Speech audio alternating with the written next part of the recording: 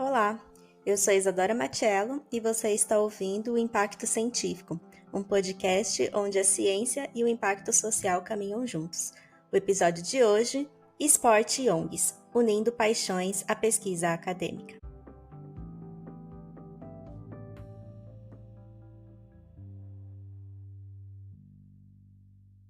Bom, para quem acompanha o Impacto Científico, deve estar com uma certa curiosidade de como a gente vai falar sobre esportes, ONGs e doutorado, né? E acho que essa é a parte mais legal de fazer o projeto aqui do Impacto Científico, porque a gente conhece diversas áreas e diversas formas de fazer essa conexão da pesquisa acadêmica com a parte prática, com os outros tipos de profissão e, ao mesmo tempo, com paixões.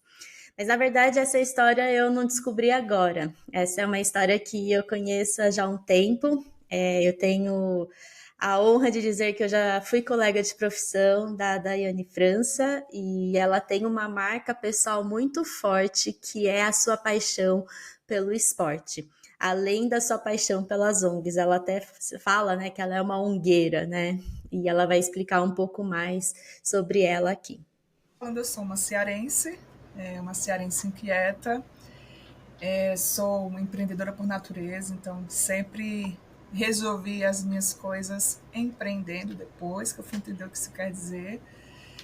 E hoje eu tenho uma missão muito clara na minha vida, que é descentralizar recursos para as pequenas ONGs. Então, estou me dando o título de descentralizadora de recursos, né? E acho que é importante destacar que aí é o meu lado B ou lado A, já não sei, que eu sou uma apaixonada por esportes, a causa do meu coração é o direito ao esporte, então isso também fala muito sobre mim. E a ideia do episódio de hoje é justamente a gente trazer esse exemplo de como a Daiane consegue fazer essa sinergia acontecer entre a paixão pelo esporte, a sua prática no terceiro setor e o doutorado. Antes da gente entrar um pouco para entender sobre essa paixão dela, eu só queria definir rapidamente, de uma forma simples, o que é o terceiro setor, porque acho que tem bastante gente aqui que não é e não precisa saber, né? Então, o terceiro setor, toda vez que a gente fala sobre isso, a gente está falando sobre as organizações não governamentais, e elas são independentes e sem fins lucrativos. Por isso que a gente fala sobre as ONGs serem do terceiro setor, né? Elas fazem parte desse terceiro setor.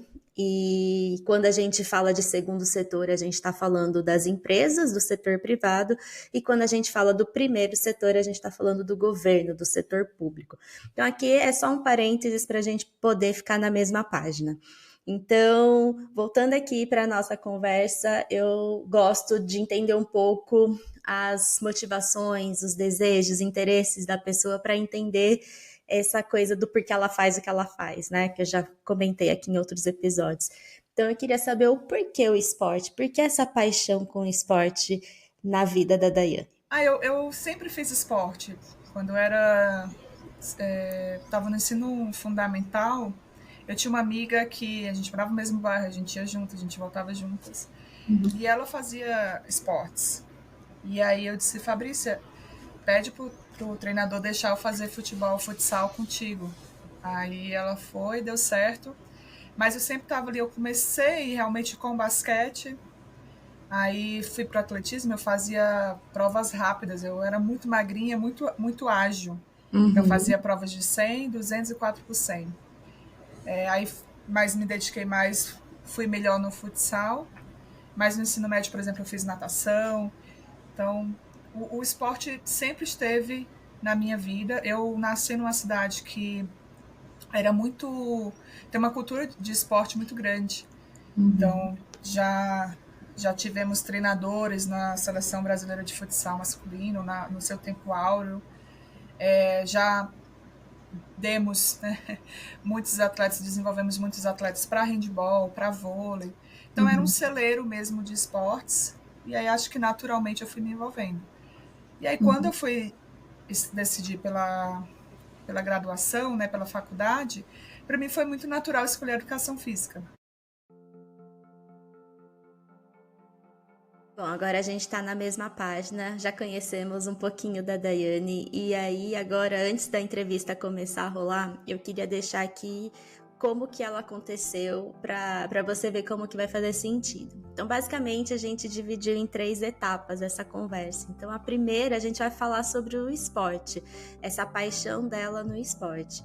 E ela vai contar uma história do que ela acabou de viver entre maio e setembro e agosto de 2024, agora desse ano, em que ela foi para a Europa acompanhar a Euro na Alemanha, a Champions League e as Olimpíadas de Paris.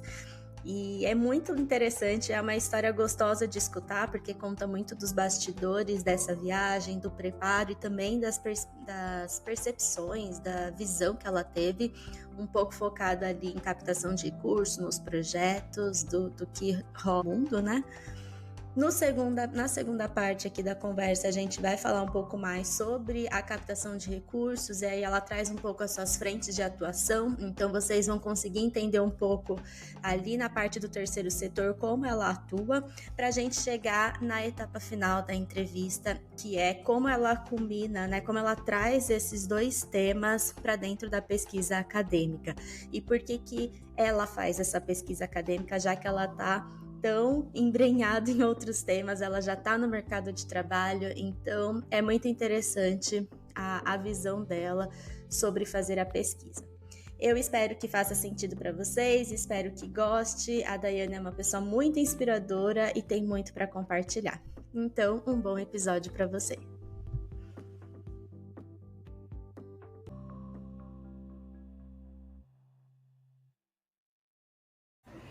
Então, essa história ela começa bem antes, assim, porque quando eu me formei em educação física, na verdade, na educação física, muito curiosa que eu fui voluntária em algumas competições, né?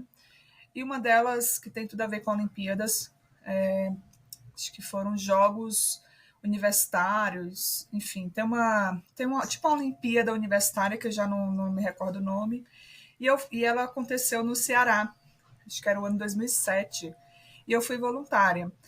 Aí eu fiz depois cursos do COB, da Secretaria do Estado lá do Ceará, voltado para administração de eventos esportivos, gestão de eventos esportivos. Então, assim, eu sempre gostei muito de entender como que funciona logisticamente. E aí, mais tarde, sobre o marketing esportivo. Eu tenho 2 especializações, uma em administração e marketing esportivo e a outra em gestão de negócios esportivos. Então, eu tive uma agência por alguns meses, né? As coisas que deram errado na vida, mas para agenciar atletas de alto rendimento. Então, eu sempre fui curiosa. Quando eu me formo e um tempo depois eu vou trabalhar com a cooperação alemã num projeto vinculado aos mega eventos aqui no Brasil, vinculados à Copa do Mundo e às Olimpíadas. Então eu vivi muito a Copa do Mundo e as Olimpíadas no Brasil. Então primeiro eu vivi muito a Copa do Mundo porque o bairro, quando a gente vai para Fortaleza, o segundo lugar que a gente vai morar é do lado do estádio. Então eu vi o Castelão ser implodido e nascer a Arena Castelão. Né? Então, assim, eu atravessava aquele espaço todos os dias. Né? Eu vi os pequenos campos, as areninhas, que foi um legado da Copa do Mundo em Fortaleza, nascer e florescer como política pública. Então, estava sempre muito envolvida nisso. Nas Olimpíadas, eu fui para o Rio de Janeiro, fui trabalhar, então estive envolvida em debates sobre os mega eventos, coordenando atividades, então foi muito legal. Assim, eu fiquei 4 anos e meio, quase 5 anos com a cooperação alemã. A gente rodou o Brasil fazendo formações com lideranças esportivas em parceria com entes públicos e privados. E eu alimentei ali se eu quero ir para todas as Olimpíadas, porque assim, o Rio de Janeiro, quem conhece, no dia a dia é muito duro, né? É lindo, é maravilhoso, mas o dia a dia para quem está no Rio de Janeiro não é não é doce, né? Assim, essa Sim, rapadura é doce, mas não é mole. é agridoce. Exato.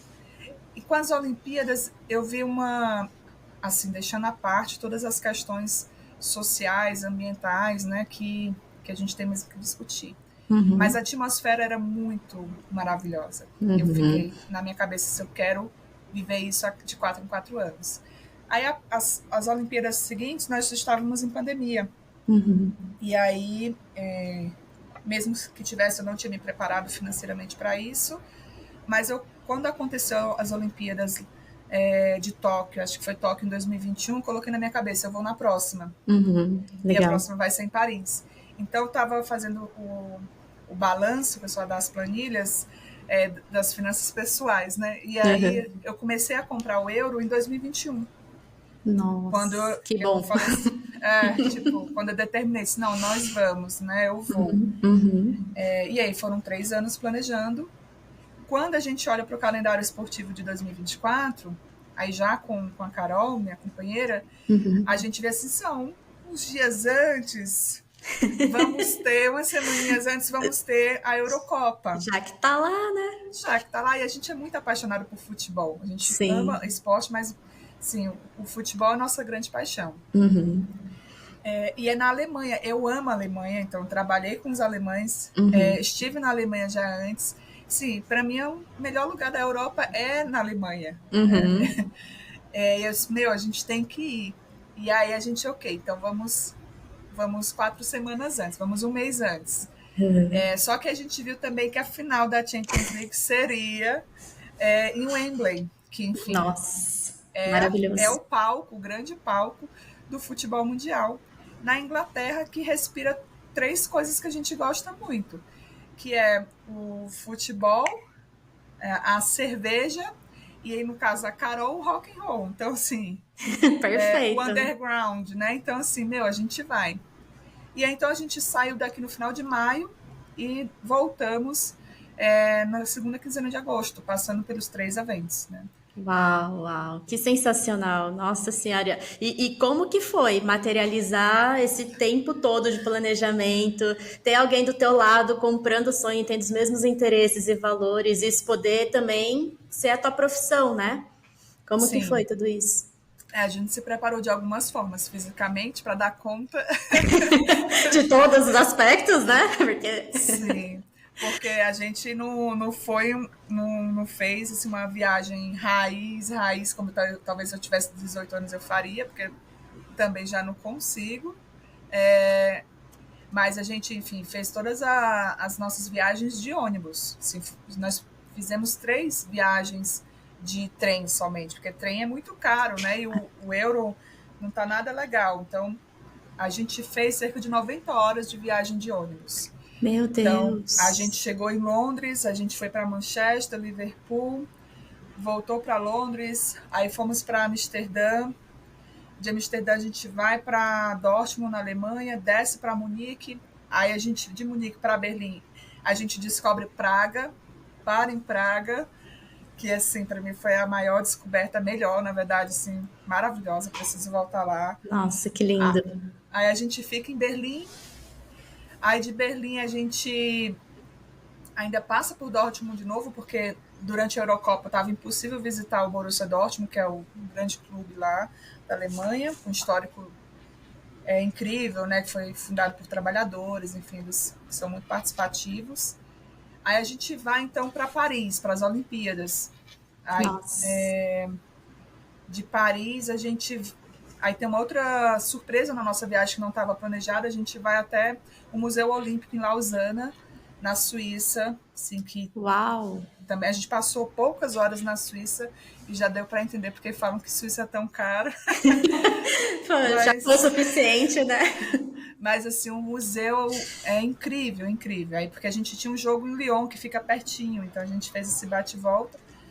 Aí de lá a gente ainda vai terminar a nossa viagem na Espanha. Então, porque a gente tinha curiosidade de conhecer Barcelona e Real Madrid.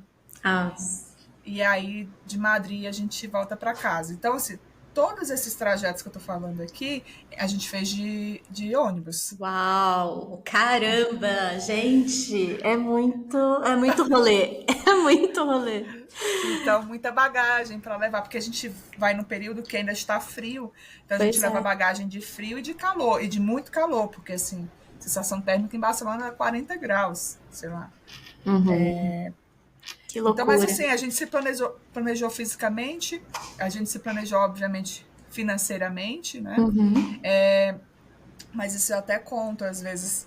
Olha, a gente foi com tudo pago, assim, em média, 150 euros por dia para a gente, com todas as despesas grandes pagas, né? Uhum. Hospedagem e tal, mas para atrações, alimentação por dia, até metade da viagem. A Uhum. outra metade a gente teve que trabalhar para construir. Uhum. Então, isso a gente tinha, sei lá, Uhum. um terço, na verdade, da metade a gente teve que trabalhar para construir. Sei bem como é isso. Mas a gente foi, enfim, é isso aí. Não, mas é incrível, incrível. E como que foi assim a parte do trabalhar enquanto estava fazendo tudo aquilo? Para mim foi o que mais pegou, porque eu tirei, nesse período todo, de 3 meses, eu tirei, acho que tirei uma semana de férias, que eu, se não vi e-mail, na verdade vi, não respondi e-mail e nem WhatsApp. Então, Cara, quando você é dona do seu próprio negócio, difícil você tirar férias, né? E aí tá um período que, tipo de julho para agosto, que muita coisa começa a acontecer no segundo semestre, né? Mas aí eu consegui, foi no início das Olimpíadas. Então eu dei um gás nas Olimpíadas nesse período, mas para mim foi o que mais cansou, porque então eu trabalhava no fuso brasileiro, lá 5 horas mais tarde, e tendo que dar conta dessas duas agendas. Mas também ajudava que eu, enfim, na minha cabeça isso é o quê? É temporário isso daqui, vamos aproveitar, né? Mas assim, as últimas 2 semanas eu estava muito cansada, eu muito cansada. imagino. E a Deixei vários diferença. pratinhos caírem. Ah, eu imagino. E a diferença do fuso também, né? Que às vezes tem Sim, reunião e aí tá 5 ou 4 horas para trás o Brasil, né? E aí você já tá lá 8 horas da noite cansada. O pessoal aqui sim. tá às 3, 4 da tarde, né? Na Ah, pilha. fez muitas reuniões, assim, 1 da manhã, Eu meia-noite. imagino, eu imagino. Caramba. E Dai, teve alguma. Você conseguiu? Não sei se ainda está processando, né? Tudo isso que aconteceu, mas sei que você já produziu muito conteúdo. Você conseguiu ver assim as diferenças de países ali da Europa desenvolvido na questão de fomento ao esporte, como isso funciona e como isso se compara ao nosso contexto brasileiro? Sim, acho que tem pontos positivos e negativos, né? Enfim, eu não sou essa pessoa que só, que maravilha, né? Brasil, vamos copiar tudo. Então eu fui para lá com duas anteninhas assim ligadas. Então, como é a coisa do esporte, então eu já bebia muito do esporte para o desenvolvimento europeu. Então, que é esse esporte que é um aliado a implementar a Agenda de Desenvolvimento Sustentável da ONU, hoje a Agenda 2030. Então, já bebia disso daí. A minha dissertação, inclusive, ela traz todo esse contexto histórico de como chegamos até aqui e se o esporte contribui ou não para alguma mudança. Mas eu fui muito interessada em olhar um pouco para a Inglaterra, o Reino Unido, porque lá tem muita disponibilidade de recursos. Então, eu assino uma newsletter internacional que a cada 15 dias a gente recebe os grants e, assim, 80% fácil são do Reino Unido. Caramba. Só que eu chego lá e dou de cara com... Que aí acho que tem uma similaridade assim, com o Brasil, dadas as devidas proporções. É um ambiente, um ecossistema muito fechado. Então, assim, eu conversei com dois brasileiros que estão lá e ambos não conseguiram ainda se inserir no mercado de lá.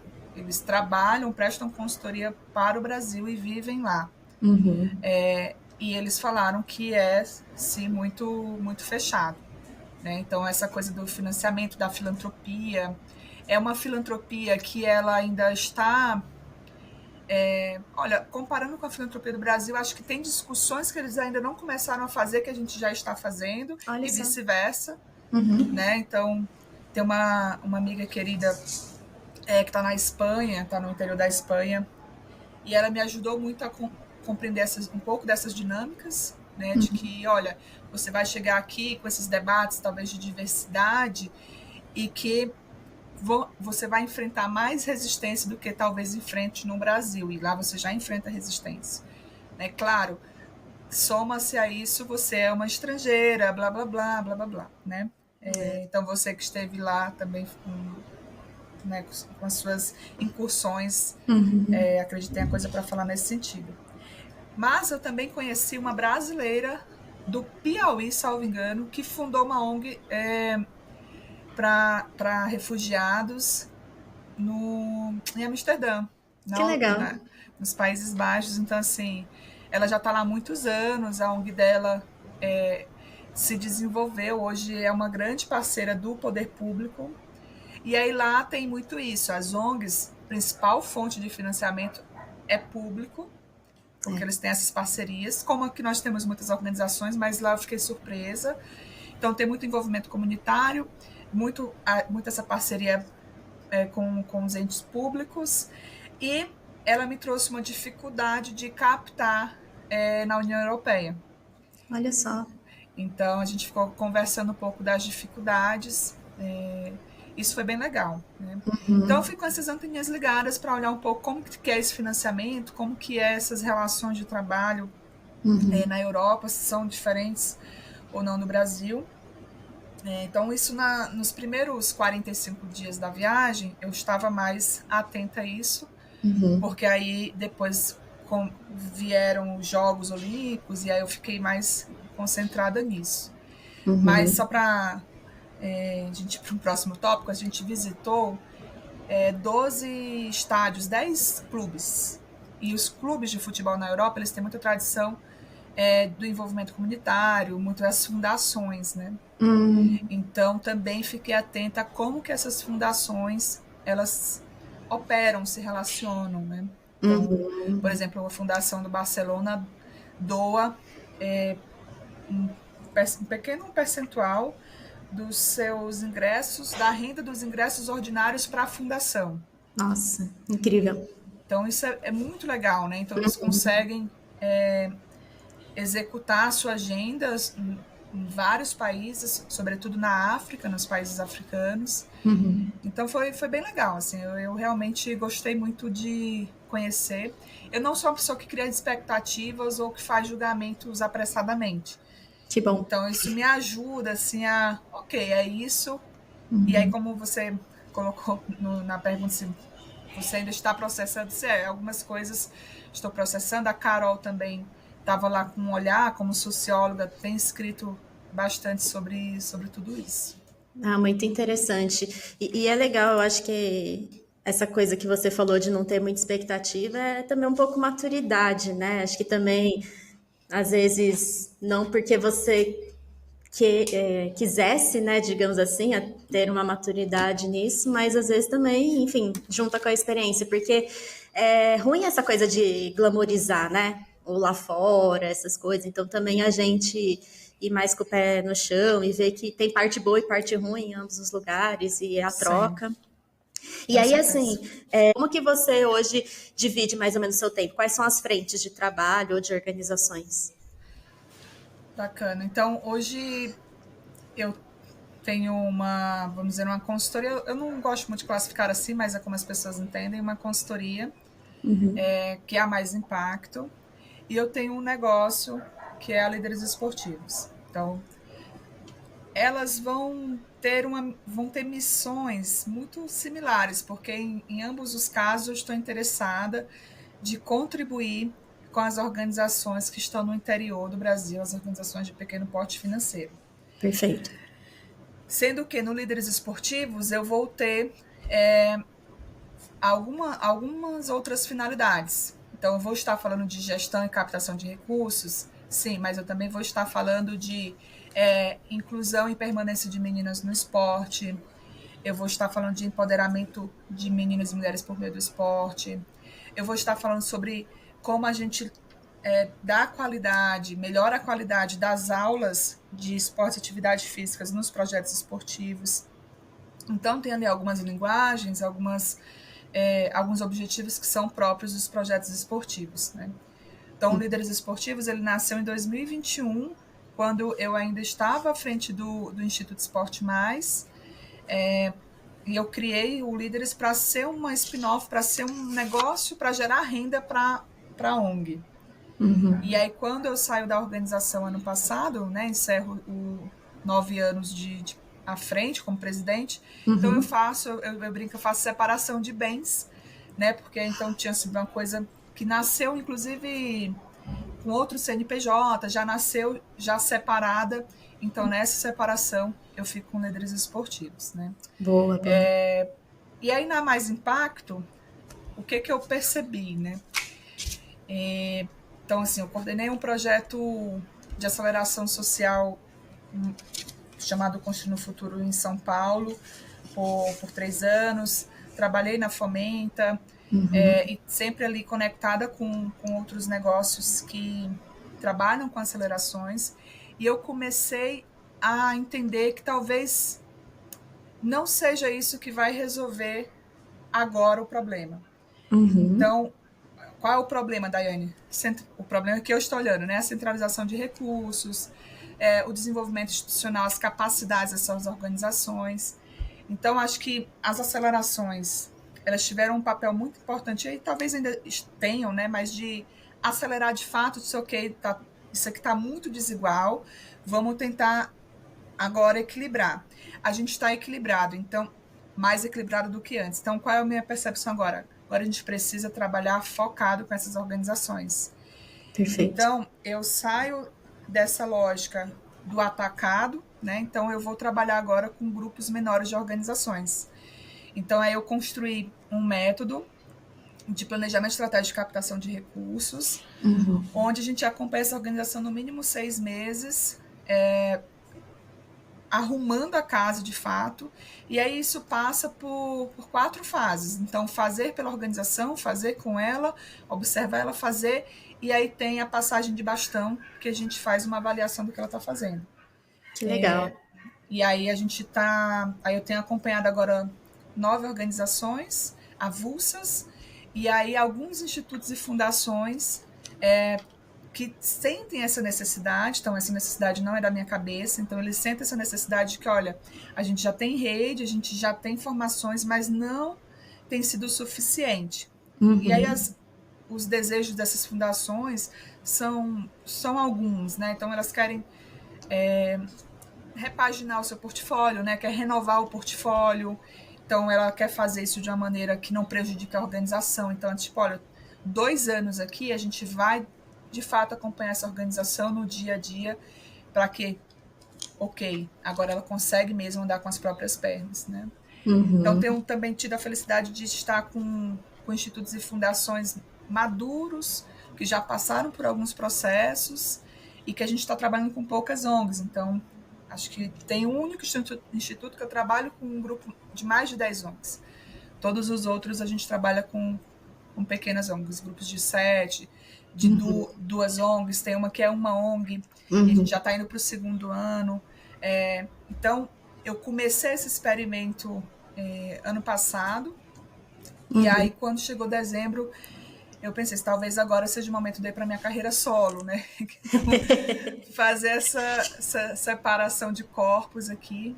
Então, estou muito feliz, né? Acho que é muito trabalho, é um ano 2024 para a gente de validar, né? De mesmo enxergar para quem é o que a gente tem a oferecer. Né? Então, a gente já tem algumas ideias. E é isso, assim. Fora isso, eu sou muito inquieta, né? Então, estou fazendo meu doutorado. Pois é.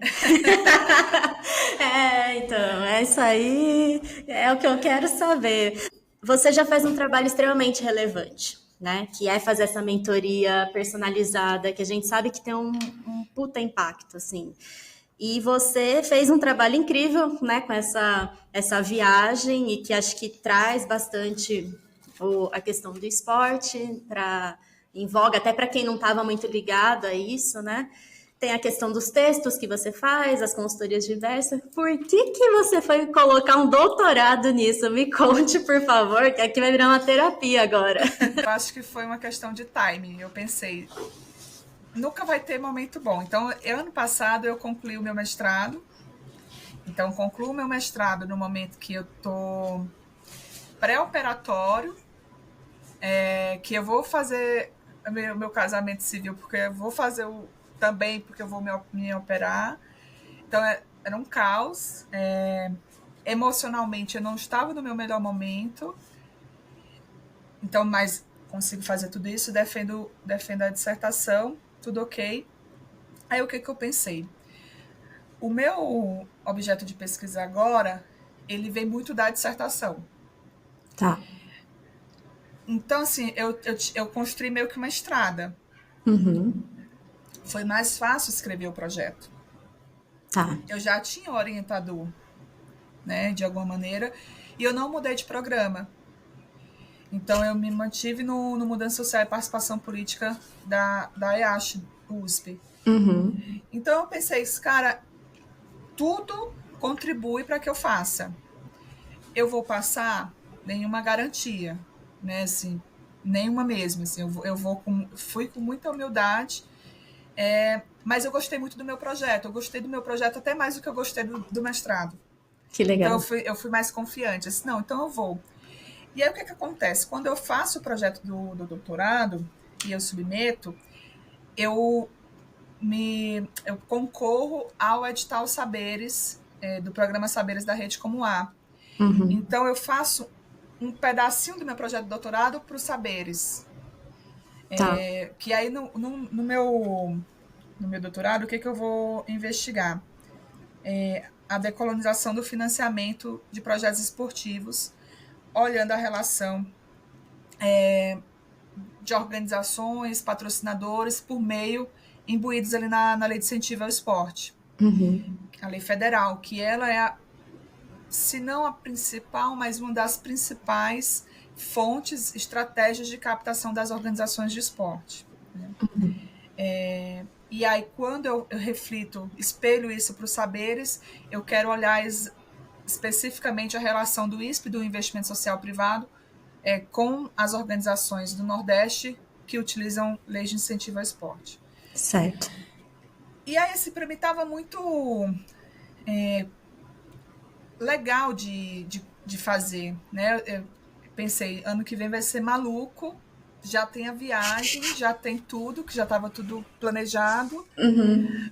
Mas eu pensei assim, olha, a disciplina obrigatória eu já fiz, então aqui eu vou fazer disciplinas que vão me ajudar de fato no meu trabalho. Minha Uhum. relação com o meu orientador, ela é extremamente saudável, de parceria.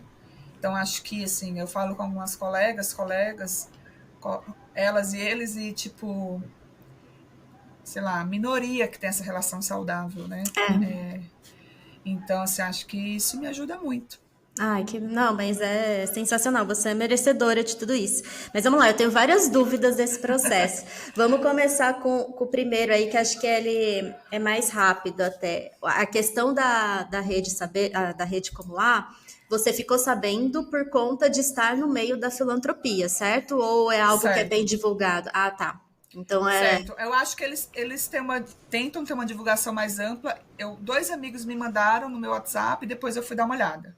Tá. Foi isso. Não, beleza, porque é isso que eu queria já engatar. Eu sei que você tá na EASH, que é um lugar que fala, que tem mais a questão sobre os projetos sociais, mas como que você vê essa interação da academia, da universidade com o terceiro setor, essa colaboração, a participação de organizações da sociedade civil? É mais comum ou nem tanto? Me fala um pouco essa impressão. Na EASH isso é comum, inclusive no projeto você precisa explicar como sua pesquisa vai contribuir para a sociedade. Né? Então, assim, Boa. eu sempre fui essa pessoa que gostou, falava traduzir, né, as pesquisas, o conhecimento científico, entre aspas, né, que a gente, enfim, pode conversar sobre isso, Uhum, para o meu público, o público que eu trabalho, o público que eu me relaciono, que são as organizações do interior de pequeno porte financeiro.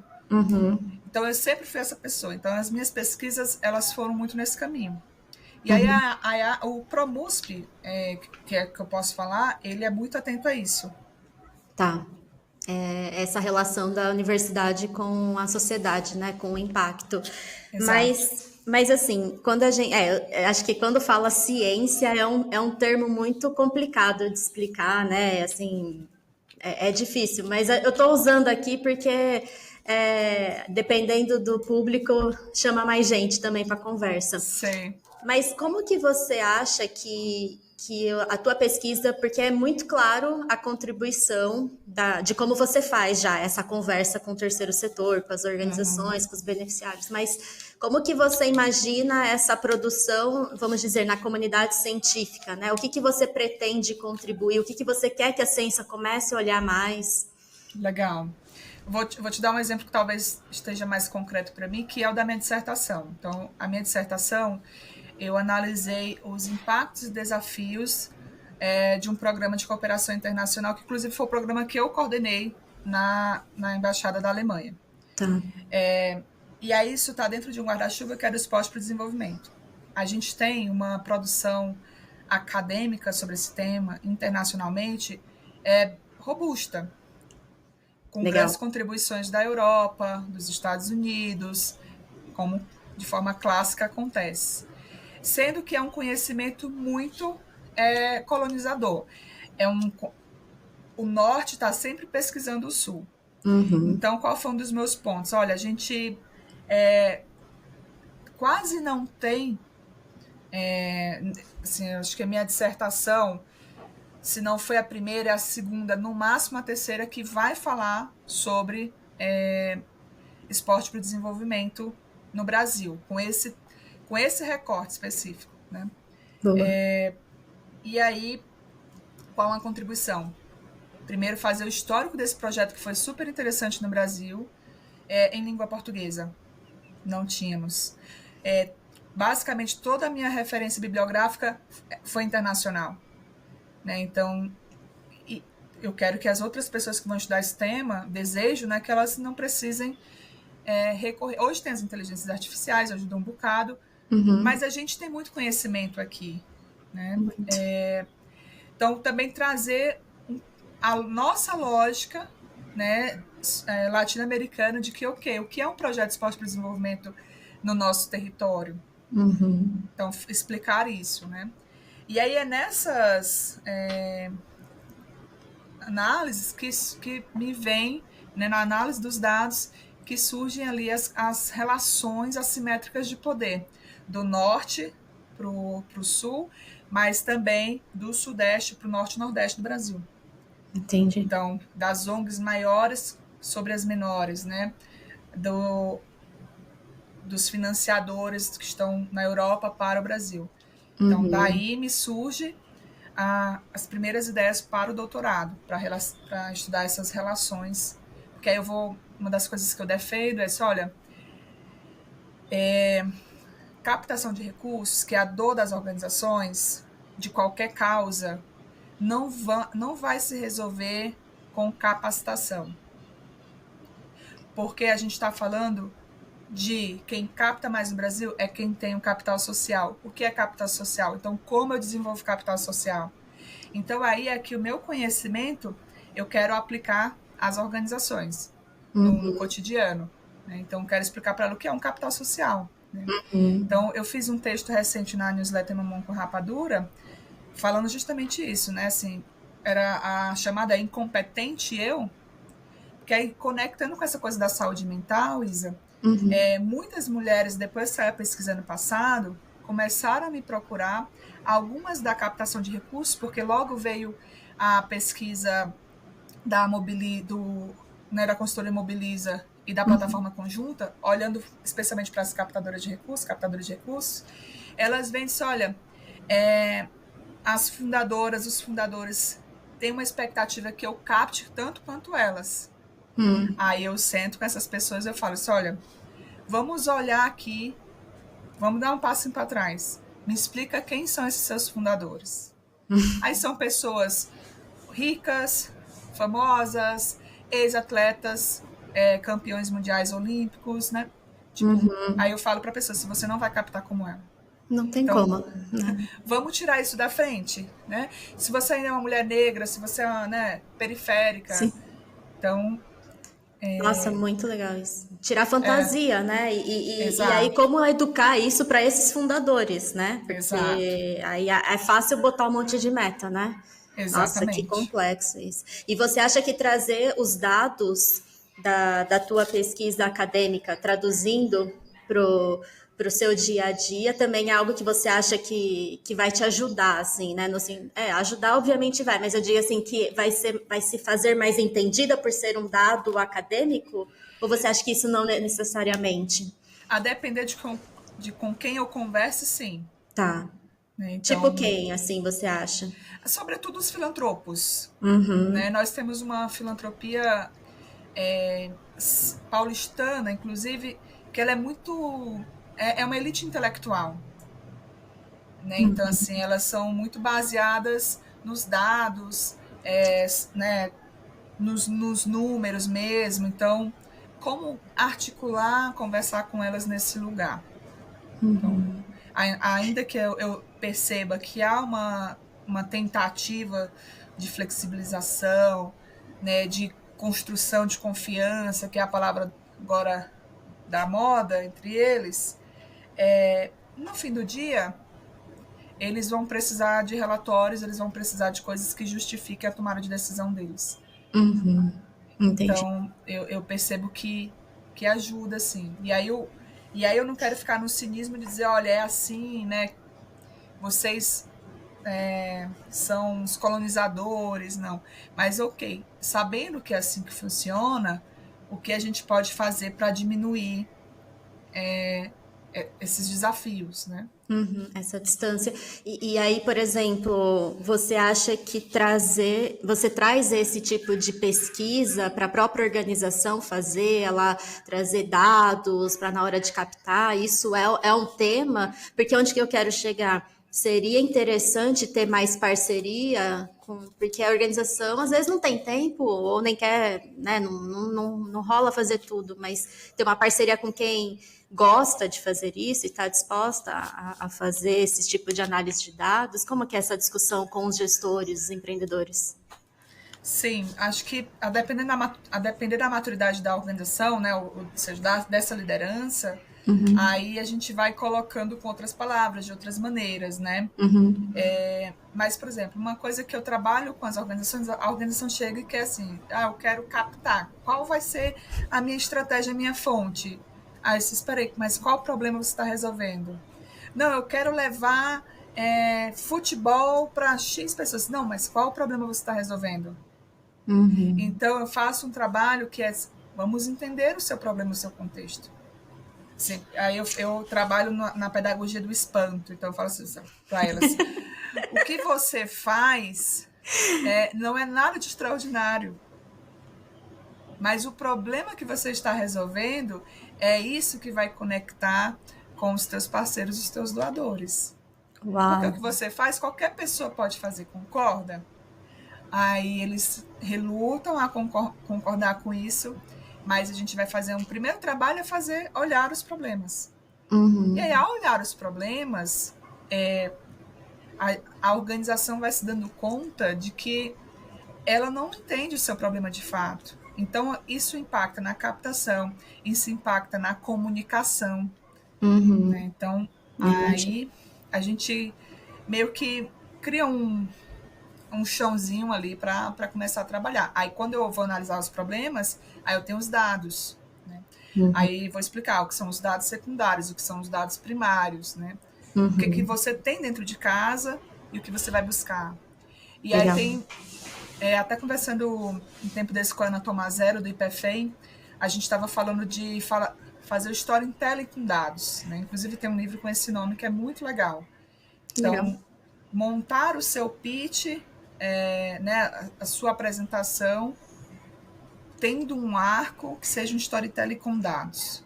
Porque a gente está falando de pessoas calculantes, que elas são muito ainda conectadas com essa coisa do impacto, né, do retorno sobre a doação. Né? Então, Sim. a gente não pode. A gente tem que transformar a nossa realidade, mas sem se negar que essa realidade existe. É. Então, eu falo para as pessoas, para os gestores, vocês precisam conversar apresentar suas necessidades, reais necessidades para os financiadores, mas vocês não podem ir de qualquer jeito. Então, vamos nos munir aqui e vocês vão lá negociar, porque eles são bons de negociação e você também tem que ser. Muito bom, muito bom. Ô, Dai, só mais uma dúvida, mas depois eu vou, quando eu for para São Paulo, eu vou te ligar para a gente tomar um café. Como que você vê os seus outros pares, né, os outros doutorandos, doutorandas, em questão de bolsas de pesquisa? Porque você, por estar inserida na filantropia, descobriu essa rede para te financiar, para financiar a tua pesquisa. E aí, pelo visto, o seu orientador, como você mesma disse, é super gente boa e deixa você ter esses outros projetos em paralelo. Isso não é Sim. comum. Não sei se no seu departamento mas eu não vejo muito das pessoas que eu tenho entrevistado aqui. O que você vê de questão de acesso a recurso? Como que está isso, principalmente para essa área mais de ciências sociais? É o desafio, né? Quando eu fui fazer minha entrevista para o mestrado, eles me perguntaram como eu financiaria a minha pesquisa, porque eles não têm bolsa para todo mundo. Né? E a gente vem de um período que isso foi ainda mais terra arrasada, né? Foi. Então eu sempre, como eu sou uma estudante trabalhar, não sei como colocar, né, empreendedora, então eu te confesso que não é uma coisa que eu estou muito atenta. Então eu vejo no grupo, inclusive eu não participo, não concorro às bolsas do Promusp, porque eu sei que tem pessoas que dependem dessa bolsa para se manter e manter os seus estudos, a sua pesquisa. Então eu não concorro, mas eu tenho com meu orientador, a gente vai se ajudando. Então teve um período pequeno que eu fiquei sem nada. Quando eu entrei no mestrado, ele me convidou para participar com ele de um projeto de extensão. Ah, legal. Então, eu fiquei lá no projeto de extensão como bolsista, trabalhando, enfim, mas era aquela coisa, o projeto de extensão era sobre um tema, era da atividade física na área da educação física, mas a minha pesquisa era sobre outro tema. Mas, ao mesmo tempo, me dava uma condição, ok, vou fazer isso daqui. Então, assim, no Promusp, todo ano tem lá, acho que é PROAP, a sigla, todo ano tem, eles liberam um edital, mas é um recurso pequeno. Se você quer publicar um artigo, quer traduzir, quer ir para um evento, então você pode concorrer. Mas eu sempre tive essa postura de não concorrer, porque ainda bem, né? Assim, sempre estive trabalhando, eu já entrei, o orientador sabendo disso, e o programa, de certa forma, me sinalizando que isso era bom, porque Sim. eles não tinham bolsa para todo mundo. Sim, sim. Não, com certeza. Não, e é isso, né? Essa coisa de não concorrer, porque saber que você tem essa possibilidade e outros não. E até acho que já vou engatar uma aqui. Se você fosse para dar uma dica para alguém agora, né, que é apaixonado pelo terceiro setor e apaixonada pela academia, e o que você falaria para essa pessoa? Eu falaria o que Conceição Evaristo me falou. Ela não sabe que ela me falou isso, mas ela me falou por meio dos livros dela. Você é uma pesquisadora. Então, eu tinha muita negação ou medo de dizer eu sou uma pesquisadora. Porque, inclusive, quando a pesquisa de saúde mental foi lançada, eu fui confrontada por pessoas do setor que disseram que a pesquisa não tinha pesquisadores. Depois eu me apresentei e a pessoa me disse assim, mas coloca o teu látis para as pessoas saberem quem você é. Eu não coloquei o meu látis, porque acho que ser pesquisadora não é sobre você ter ou não ter um bom, né, entre aspas, látis. Exato. Então eu me empoderei com Conceição Evaristo e eu assumi que eu sou uma pesquisadora. Então, o que é ser uma pesquisadora? Estou me descobrindo. O meu mestrado, ele me deu, quando eu recebi a aprovação, eu recebi junto com o selo de pesquisadora. Deu super para mim. Então, ninguém vai tirar isso de mim. E aí, claro que isso me traz responsabilidades, né? Mas eu também estou entendendo minhas formas de pesquisar, né? Então, isso é muito gostoso. Acho que o ProMusp me oportuniza isso. Então, o que eu falo, assim, não aceite que as pessoas te digam que você é ou não é A ou B, ou C ou uma pesquisadora. Você é uma pesquisadora a partir do momento que você se entende como uma pesquisadora, né? E aí, enfim, vai pesquisar. Sensacional. E o que seria uma pesquisa, então, de impacto social, para a gente finalizar? Para mim, é uma pesquisa que vai levar a uma transformação na prática, uma transformação local, né? Vai transformar a vida de alguém. E para melhor, né? Obviamente.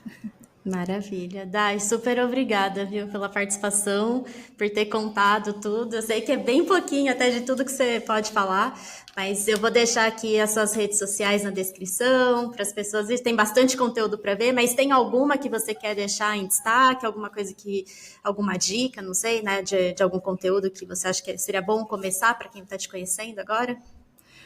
Olha, o LinkedIn, então tem lá a newsletter Mamão com Rapadura, acho que são as ideias um pouco do que eu contei aqui. Então, o LinkedIn é um bom lugar para a gente começar a se conhecer.